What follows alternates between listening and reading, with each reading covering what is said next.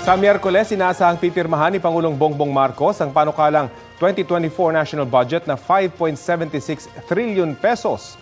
Ayon kay House Speaker Martin Romualdez na kasama ngayon ng Pangulo sa Japan, na ipadala na sa Malacanang ang panukala. Meron pa raw mga kailangang i-print bago pirmahan ang panukalang budget. Sa palagay ni Romualdez, hindi magvivito ang Pangulo. Pabor din daw ang Pangulo na alisin ang confidential and intelligence funds ng ilang civilian agencies.